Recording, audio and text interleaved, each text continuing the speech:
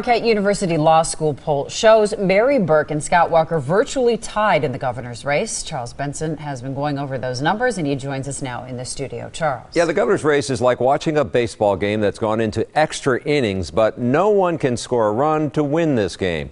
We've seen some minor lead changes so far, but neither candidate has been able to hit that game-changing home run. The Marquette University Law School poll shows Governor Scott Walker and challenger Mary Burke tied among registered voters, each getting 46% of the vote. Among likely voters, Walker leads 49 to 46. While Republicans and Democrats are backing their candidates, the race could come down to what Professor Charles Franklin calls moderate voters who look at performance issues.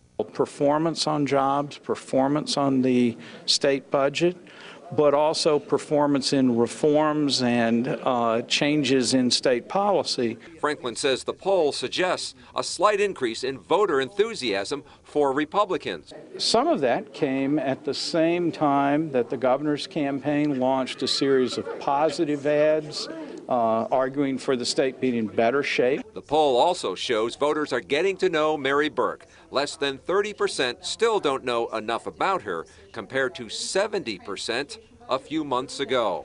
The result is, as people get to know her, she's maintained a net favorability of a point or two.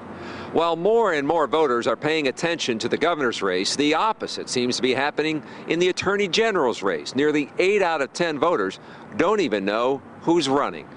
Republican Brad Schimmel leads Democrat Susan Happ 42% to 41% among likely voters. I think the open question will be, how fast does knowledge of those two candidates rise?